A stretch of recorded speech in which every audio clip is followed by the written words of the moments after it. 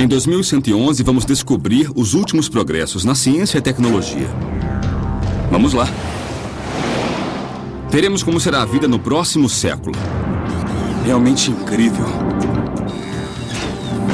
Será que a ciência poderá criar uma raça nova de super-humanos? Sairemos de férias no espaço? Nossa! Os robôs irão nos ajudar com as tarefas cotidianas? Ou será que algum dia terão controle da Terra?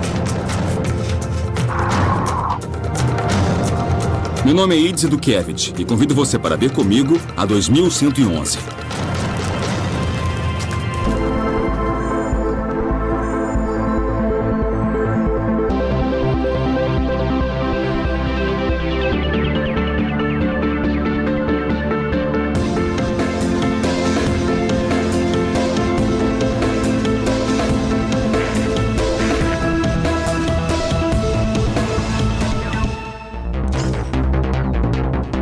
Talvez não tenhamos percebido, mas os robôs já fazem parte de nossa vida. Estão em nossos lares, fazem as tarefas cotidianas, fabricam os nossos carros e até começaram a guerrear por nós. Isso poderia ser considerado uma conspiração global, a forma como a inteligência artificial já está incorporada ao nosso mundo e como dependemos dela. Um dia os robôs evoluirão tanto a ponto de terem uma mente própria, de serem como os humanos. Chegará o dia em que eles controlarão o mundo. Nesta viagem contarei com futurólogos, especialistas que se dedicam a predizer como a tecnologia nos afetará no futuro. Nós não percebemos como a inteligência artificial já move grande parte da nossa civilização. Daqui a 10 anos, 20 ou até 100 anos, eles vão fazer parte da nossa vida de muitas, muitas formas. E ninguém vai se surpreender quando vir um ciborgue do seu lado.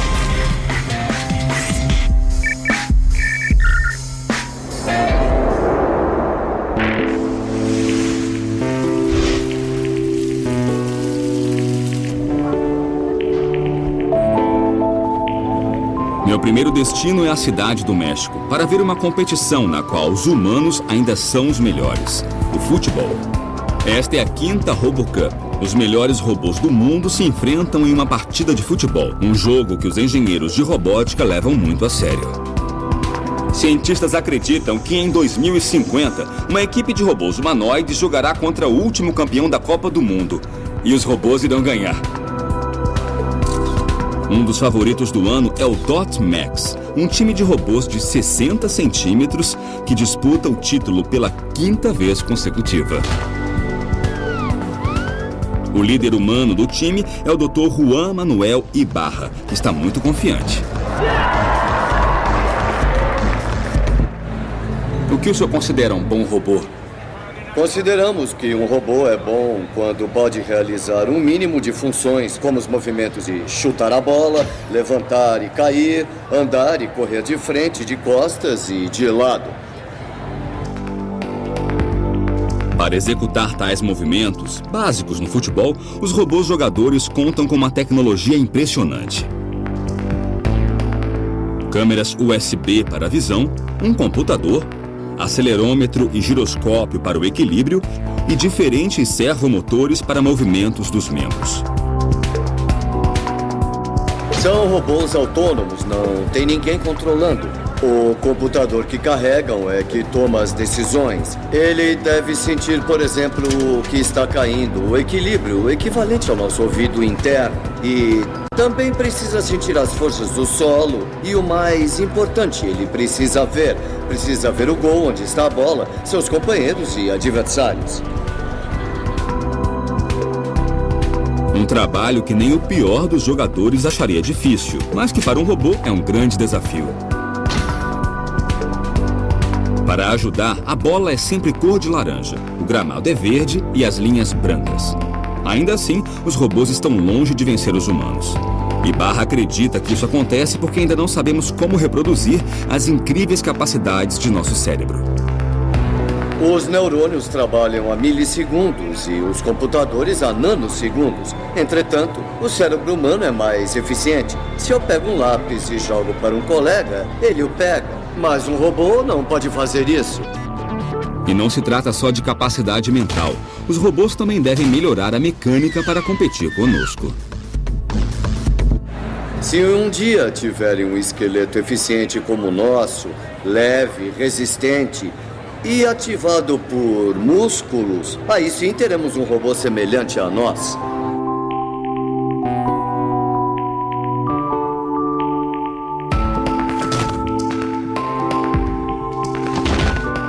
Embora os robôs sejam muito bons para cálculos, algoritmos, ajudar em fábricas, a verdade é que são péssimos em coisas que parecem simples para nós, como caminhar.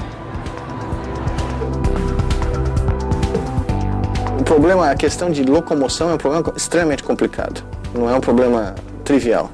Então existem robôs que conseguem andar, né, mas nenhum deles consegue reproduzir a fluidez e o tipo de controle que nós conseguimos atingir, né?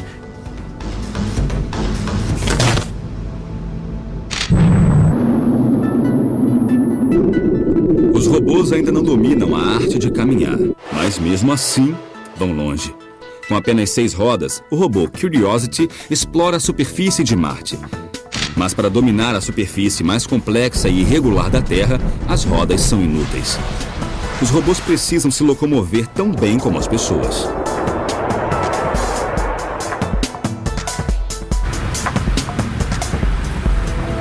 A minha viagem para investigar se algum dia os robôs irão andar ao nosso lado continua nos Estados Unidos. Eu vou ao Instituto Politécnico de Worcester, nos arredores de Boston, investigar uma possível solução do problema do caminhar. Conhecerei Eduardo Torres, um engenheiro que acredita que a solução do problema esteja em robôs mais sensíveis.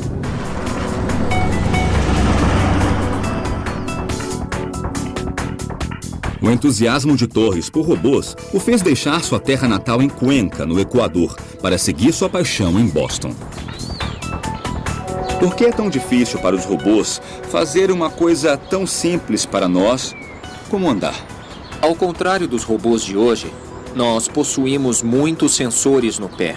Então temos grande sensibilidade e podemos detectar tudo que existe no terreno.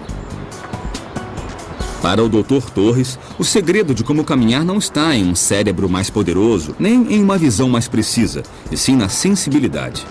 Para provar sua teoria, ele propõe um teste simples. Agora quero que perceba que está usando a informação que vem dos sensores do seu pé. Então você sabe onde está a beira do degrau, quando pode dar o passo seguinte, e ainda tem consciência de onde está o peso do seu corpo. É essa mesma informação que usamos quando estamos andando normalmente, só que é inconsciente para nós. Nossos pés possuem mais de 7.000 terminais nervosos. A informação visual é incompleta e pode enganar-nos, fazendo acreditar que uma fina camada de gelo é um caminho firme. Sentir cada passo é mais importante que ver. Considero a pele muito importante, baseado na teoria de inteligência artificial chamada inteligência corporificada, que defende que nós somos inteligentes porque nós temos um corpo, e é ele que nos permite sentir e interagir com o resto do mundo. Baseado nessa teoria, o Dr. Torres focou em tornar o corpo de seu robô mais inteligente.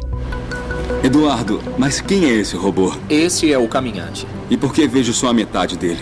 Porque estamos interessados na parte que caminha. Então decidimos não dar tanta ênfase à parte de cima. Nós consideramos que sempre haverá um peso acima. E isso já é suficiente.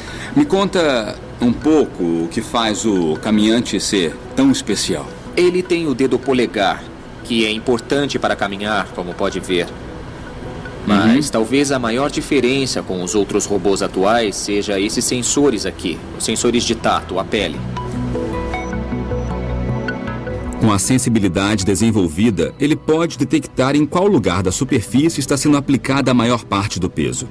Assim, se o robô inclina para um lado para dar o passo seguinte, os sensores indicam onde está a pressão e qual o próximo movimento.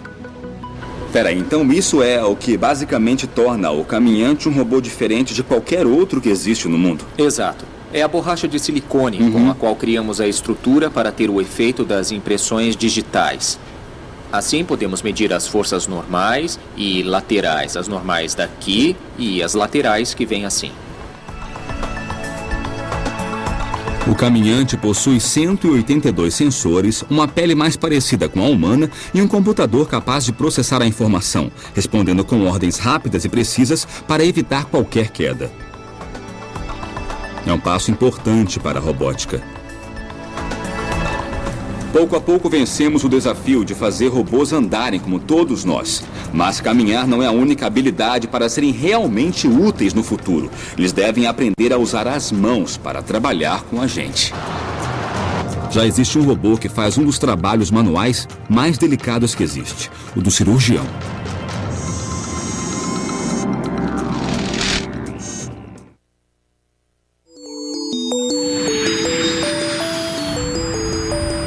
Minha viagem em busca do robô mais parecido com os humanos me leva a Buenos Aires, na Argentina, onde existe um robô que supera a habilidade da mão humana. Ele é tão bom que foi batizado de Da Vinci. Um dos especialistas que opera com ele é o Dr. Venceslau Villamil, no hospital italiano da cidade de Buenos Aires. O fato de utilizar mãos robóticas nos permite muitas vezes chegar a lugares de difícil acesso, muito pequenos ou distantes, com ótima visão e ótima manobrabilidade. O robô possui 4 braços, um para as câmeras, 2 que reproduzem os movimentos do cirurgião e o 4º que ocupa o lugar do assistente de cirurgião. Bom dia, Leti. Bom dia, Loren. Como é que tá? Tudo bem. Tudo pronto? Tudo. Como é que tá? Legal. Durante a cirurgia, o cirurgião responsável não precisa estar estéril, não precisa se lavar nem colocar luva. E o controle do robô pode até estar fora da sala de cirurgia. No controle, o médico vê através do sistema binocular do robô Da Vinci, que transmite as imagens de 2 câmeras, uma em cada olho. Isto permite que o cirurgião veja a operação como se estivesse dentro do corpo, como se visse um filme 3D no cinema. Mas a principal característica do robô Da Vinci não é a imagem, e sim suas mãos robóticas. Todos os movimentos que o ser humano é capaz de realizar com os pulsos são reproduzidos nas extremidades do instrumento robótico. O cirurgião tem a opção de escolher que Da Vinci copie seus movimentos, mas em escala menor, com uma precisão impossível para o ser humano. Além disso, as mãos do robô nunca tremem, o que traz grandes benefícios ao paciente. O robô faz incisões pequenas, lesiona menos tecido em volta dos órgãos que nós vamos tratar e também diminui o risco de hemorragias e de transfusões sanguíneas. O robô Da Vinci não é independente e ainda requer a mão do cirurgião para operar, coisa que no futuro certamente irá mudar.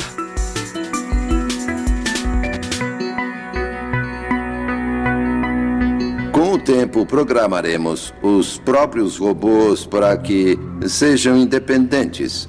Vai acontecer e será dentro dos próximos 10 ou 15 anos. Será muito rápido. Os humanos que tiverem que se submeter ao bisturi vão escolher procedimentos mais avançados executados por robôs cirurgiões em vez de humanos. Estou numa missão para descobrir invenções que ajudem nossa vida diária no futuro.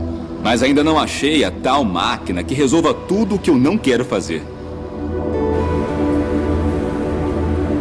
A próxima parada de minha viagem é Ithaca, nos Estados Unidos, onde um robô está aprendendo a ser um bom dono de casa.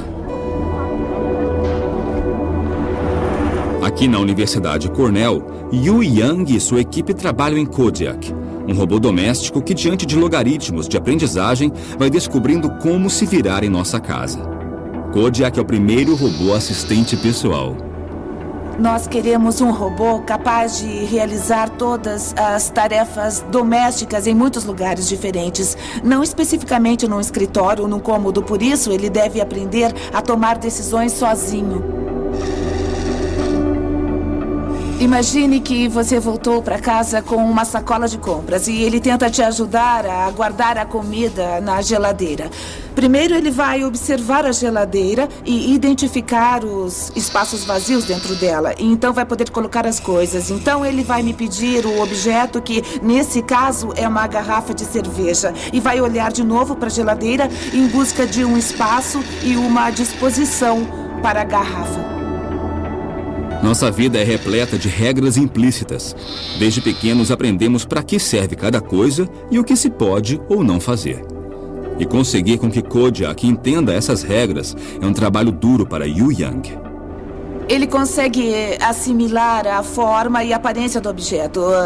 Por exemplo, ele consegue distinguir uma taça de martini de uma garrafa. E uma caixa de leite baseado no volume e também na aparência, ou seja, na cor e textura. Nosso objetivo é fazer com que o robô tenha maior percepção do objeto.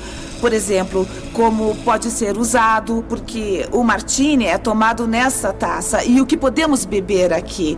São conceitos um pouco mais complexos de entender do que a forma ou a aparência. E esse é o nosso objetivo. Yu Yang acredita que em poucos anos robôs como Kodiak estarão em quase todas as casas, nos esperando ao fim do dia com um jantar delicioso, para que possamos aproveitar a comodidade de nossos lares. Hoje é possível ter pequenos robôs domésticos que limpam o chão enquanto você sai para trabalhar, para que quando você voltar tenha uma bela casa limpa. É claro que passar dessa etapa para ser um robô pessoal, capaz de cozinhar ou de realizar tarefas mais complexas, vai levar mais tempo, mas sem dúvida acho que irá acontecer no futuro.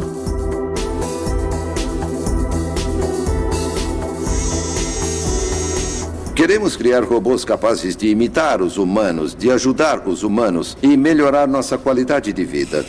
Estamos aprendendo como encontrar o caminho da nova geração de robôs imitadores de humanos. Parece que nosso sonho de ter ajudantes mecânicos em casa está mais perto do que imaginamos. Mas os robôs podem ir além do que só lavar pratos.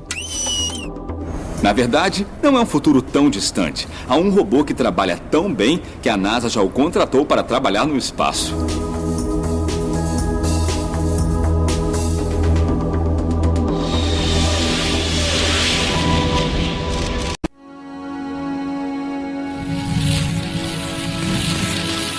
Minha investigação para saber até onde os robôs chegarão daqui a 100 anos agora decola para o espaço. A NASA desenvolveu o que chamam de robô mais ágil do mundo, o Robonauta.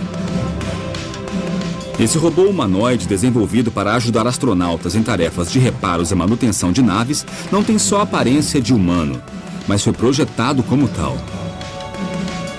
Com mãos e braços, esse robô é capaz de usar as mesmas ferramentas que a tripulação.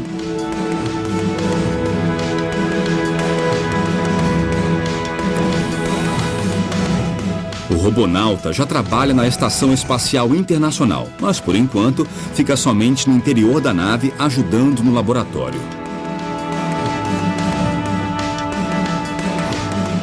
Mas a próxima versão, com recursos necessários para suportar as temperaturas extremas do espaço, poderá até mesmo reparar o exterior de naves espaciais. Em vez dos humanos viajarem ao espaço, estamos falando de um futuro espacial que não será humano. Os robôs inteligentes é que viajarão. Acho mais provável que eles partam para essas missões. De certo modo, será mais fácil enviar um robô ao espaço para uma missão de 25 anos do que um humano, porque os robôs podem ir mais longe e resistir em ambientes mais hostis. Já vimos robôs humanoides capazes de caminhar, trabalhar no espaço ou conduzir uma cirurgia cardiovascular. Mas nem todo cientista se inspira em humanos para construí-los. Alguns se inspiram no reino animal. Grandes cientistas e inventores importantes observaram animais em busca de inspiração. No século XV, Leonardo da Vinci começou a estudar o voo das aves para criar projetos de máquinas voadoras. 4 séculos depois, aplicamos os mesmos princípios para construir nosso primeiro avião.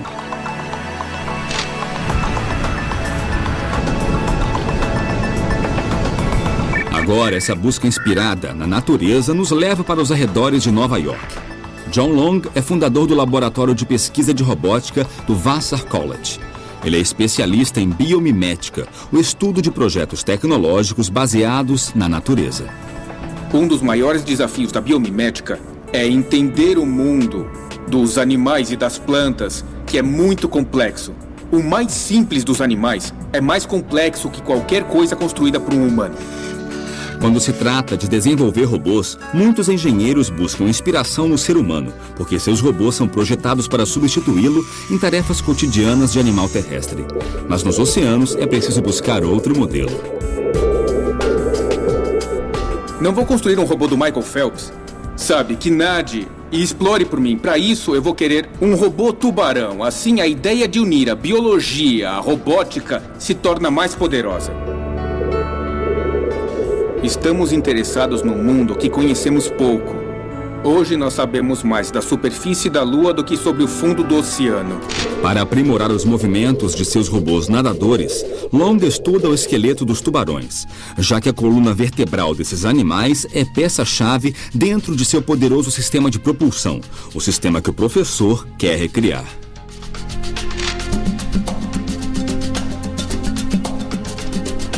É aqui que a biomimética entra.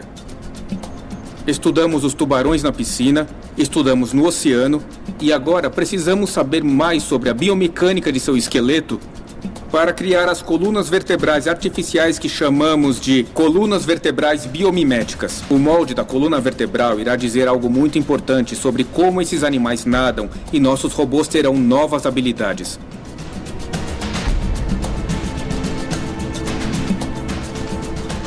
Removemos a coluna vertebral do tubarão e fizemos testes biomecânicos para estudar sua resistência, quanta energia armazena e qual seu nível de propulsão. Agora precisamos descobrir como fazer uma coluna vertebral artificial para usar em nossos robôs. Para criar a réplica, ele usa uma gelatina firme que imita a consistência da cartilagem do tubarão.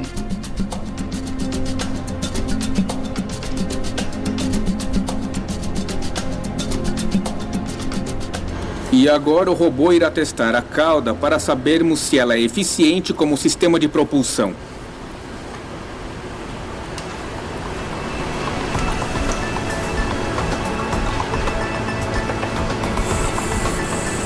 O objetivo é testar se a coluna vertebral artificial oferece a propulsão esperada para ser aplicada em novos robôs que poderão se mover no oceano. A mobilidade não é a única dificuldade a ser superada no desenvolvimento de um robô aquático eficiente. Os sistemas de posicionamento e comunicação no fundo do mar também são desafios da navegação submarina. Há muitos laboratórios em todo o mundo que buscam no meio aquático sistemas de sensores inspirados na biologia para serem incorporados a seus robôs na navegação submarina. Exemplo disso é a Festo, que se inspira na natureza para a comunicação inteligente entre robôs. Os aquapinguins são resultado de muita pesquisa. Esses pinguins biônicos são capazes de se orientar sozinhos graças a um sistema sonar 3D que, como nos golfinhos, permite que se comuniquem com o ambiente e com outros pinguins robóticos.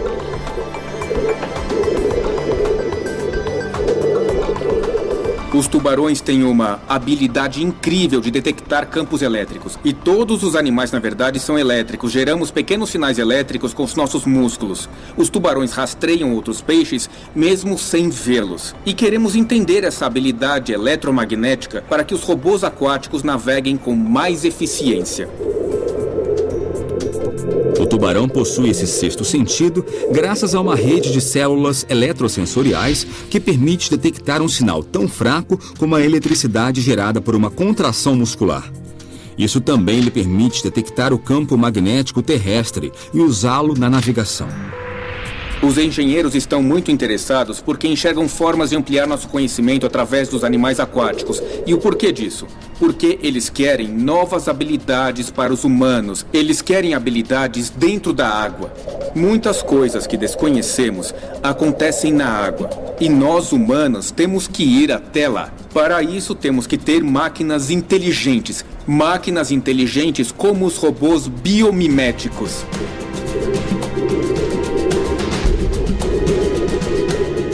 Podemos tirar inspiração da natureza, mas tem uma coisa que nos diferencia dos animais: nossa inteligência.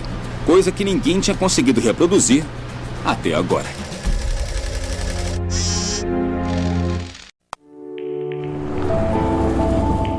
Para entender como os robôs podem se adaptar às nossas vidas, minha viagem me leva ao Japão.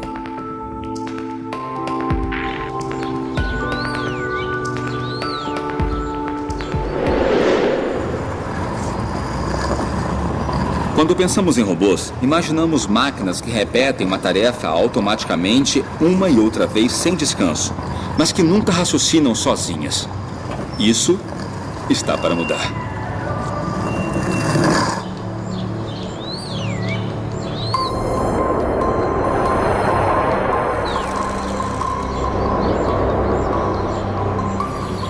Aqui na Universidade de Tóquio, eles estão programando um robô para aprender aos poucos o que é conhecido como aprendizagem incremental.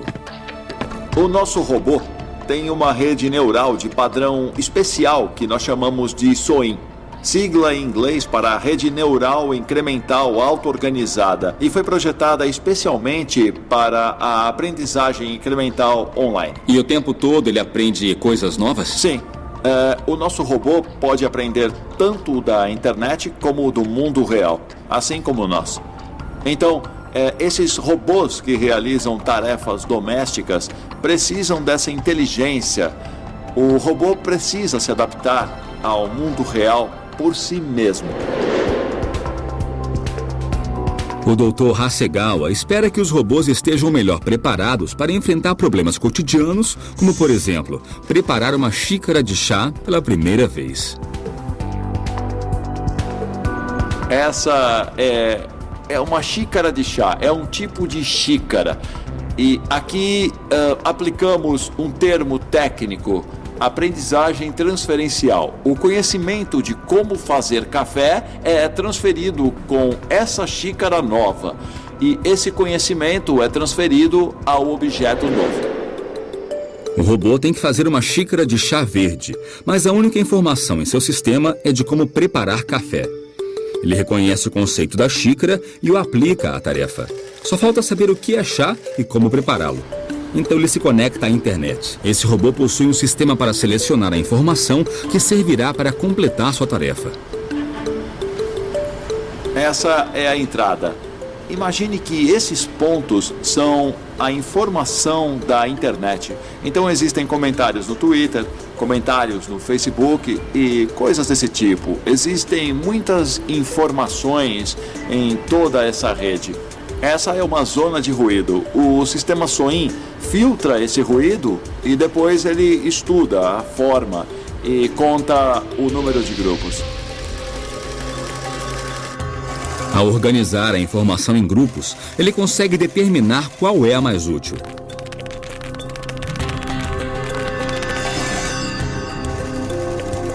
A capacidade do sistema SOIN pode melhorar a inteligência de muitas tecnologias. Então, qual é o futuro desse tipo de robô? O sistema SOIN pode ser implantado em robôs, também em carros, em lares e em muitos equipamentos. Então, no futuro, nós queremos fabricar um cérebro artificial próprio. Esses cérebros artificiais já estão entre nós. E as tecnologias novas, como a SOIN, farão com que robôs sejam cada vez mais inteligentes e capazes. Quando falamos em robôs, no que pensamos? Pensamos numa tecnologia capaz de tomar decisões, suas próprias decisões. E isso já existe ao nosso redor. Mas no caso de robôs totalmente independentes, capazes de tomar decisões, creio que estamos bem perto disso. Acredito que em 2030 estarão pensando sozinhos. Igual ou melhor que os humanos, eles terão um raciocínio semelhante ao nosso, porém mais rápido, terão memória melhor, combinando as vantagens naturais dos computadores de hoje, memória perfeita e alta velocidade, com os aspectos criativos, sutis do pensamento humano.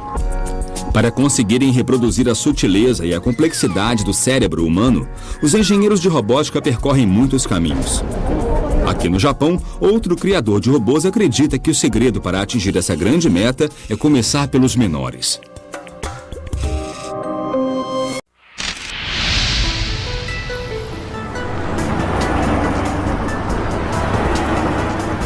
Minha jornada em busca das habilidades e do futuro dos robôs continua na cidade de Osaka, no Japão.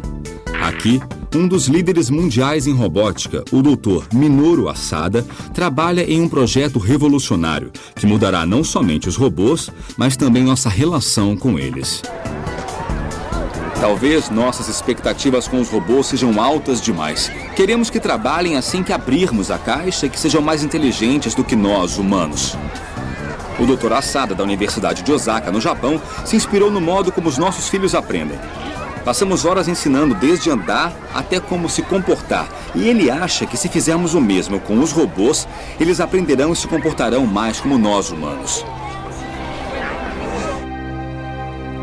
Para provar sua teoria, o Dr. Asada tem um laboratório repleto de robôs de diferentes idades.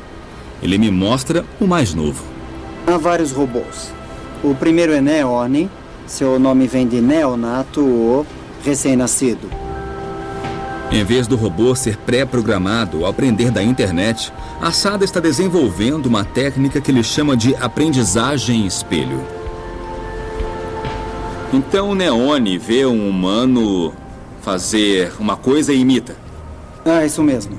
Nós estudamos como o feto, a criança ou o bebê, se desenvolve através da interação com seus cuidadores, e nós queremos aplicar esse modelo também aos robôs no futuro. Então irão se espelhar em nós, vão agir como humanos e talvez pensar sozinhos?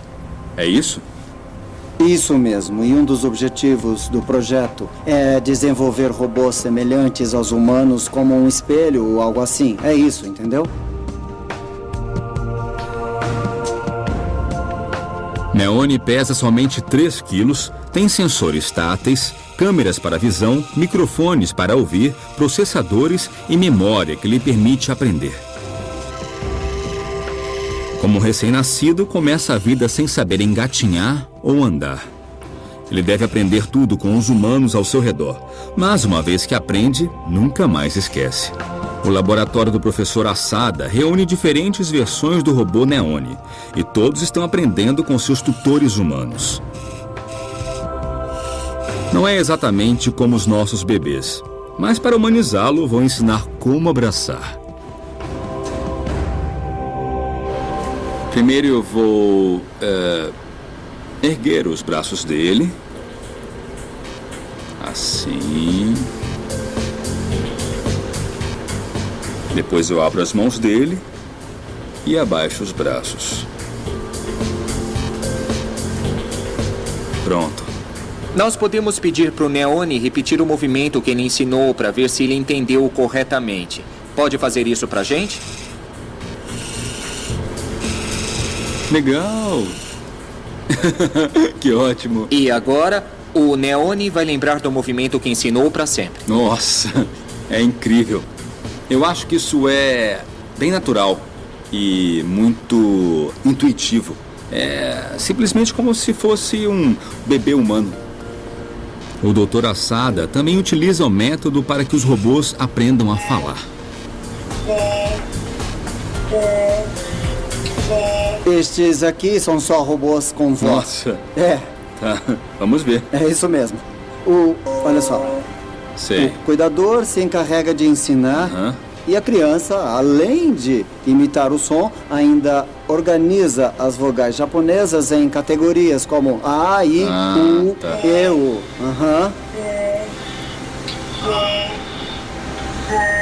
Este tipo de modelo também pode ser usado para explicar como as crianças aprendem as vogais japonesas de seus cuidadores. No fim, o robô aprenderá todo o necessário para lidar com o mundo que o cerca. Claro, se tiver um cuidador com paciência para ensinar. E qual o objetivo de robôs como esses? Este processo pode ajudar as pessoas a entender quem são os robôs. E isso é importante para a transcrição dos robôs como parte da sociedade.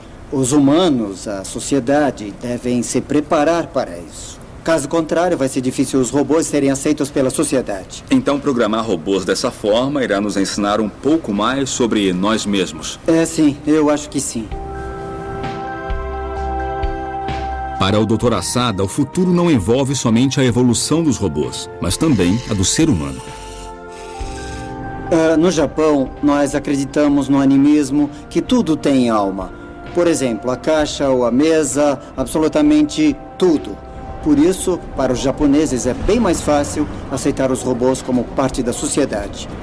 Professor, daqui a 100 anos, como imagina que os robôs serão? Nós teremos robôs. Eles serão bem humanos, mas não serão tratados como humanos, e sim como companheiros ou então parte da família. Esse é o meu desejo. A pergunta interessante é como vai ser quando houver robôs artificiais com emoções, com sensibilidade. Sensibilidade artificial, quando começarem a se preocupar com eles como espécie e não só com os humanos. Será que isso vai gerar outra competição entre formas de vida no nosso planeta, particularmente porque terão informação biológica? Sim, é o que nos espera. Esses robôs cada vez mais ágeis e mais inteligentes, sem dúvida serão parte de nosso futuro. Mas uma pergunta ainda permanece no ar. Será que um dia ainda irão evoluir a ponto de tomarem o controle?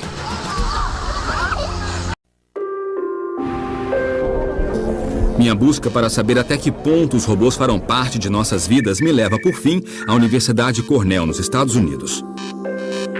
Uma revolução silenciosa está acontecendo no laboratório do Dr. Lipson. Seus robôs não precisam que digamos ou ensinemos o que eles têm que fazer. Eles descobrem por si mesmos.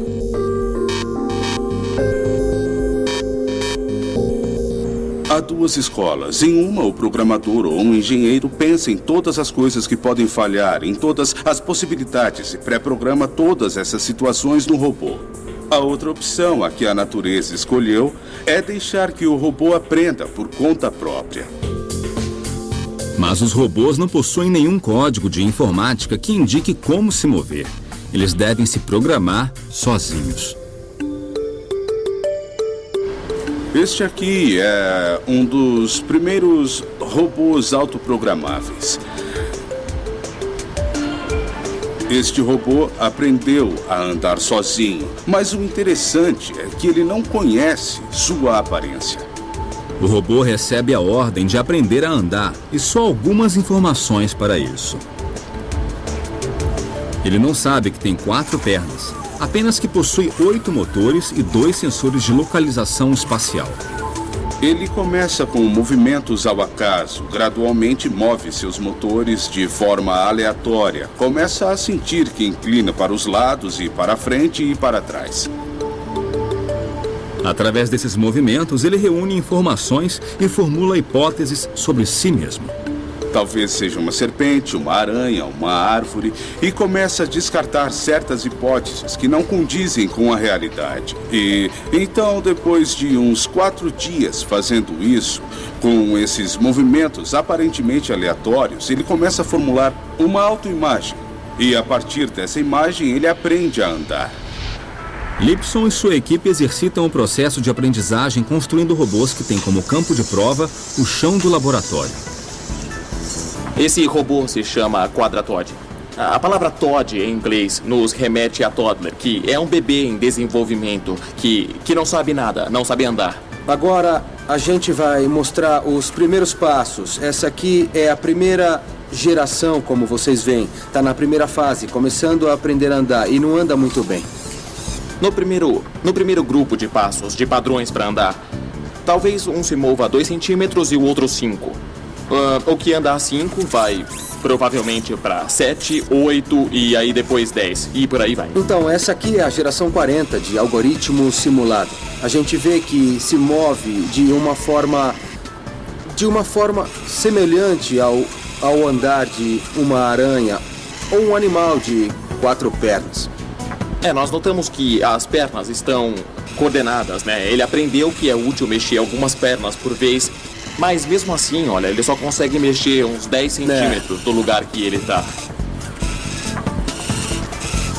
Esse é um robô da geração 65 e, como vocês podem ver, ele se move muito mais que o anterior. Repara só, as pernas têm movimentos bem mais coordenados.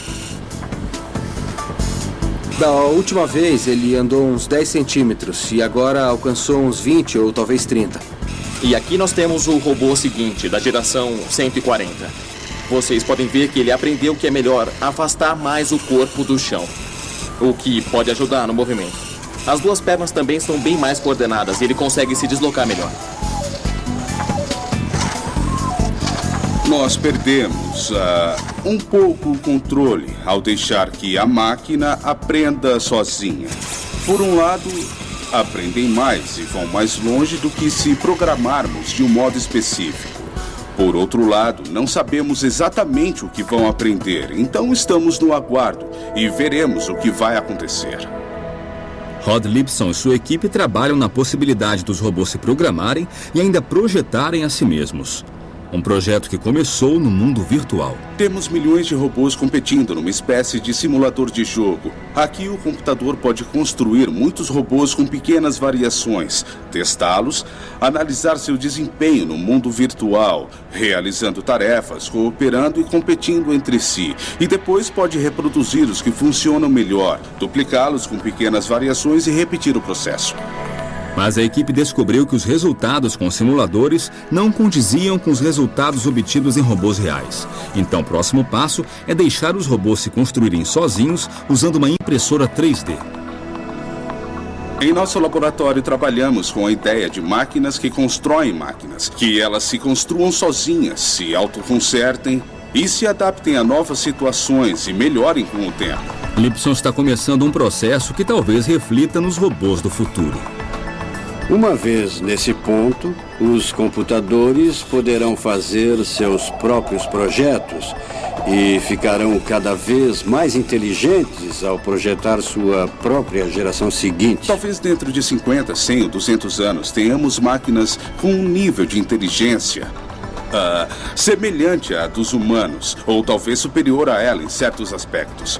Pode ser que a nova geração de robôs do ano de 2030 consiga se programar para sentir emoções, ser mais inteligente do que os humanos, ou ter capacidades que agora nem dá para imaginar. Nessa jornada, conheci robôs que aprendem, robôs que se autoprojetam e constroem a si mesmos. Não sei se os robôs tomarão controle do mundo daqui a 100 anos, mas estou certo de que eles serão parte essencial de nossas vidas e serão cada vez mais inteligentes e mais fortes. Mas o que eu também tenho certeza é de que os engenheiros do futuro sempre terão um botão para desligá-lo ao alcance da mão. Dessa forma, quem estará no controle seremos nós humanos.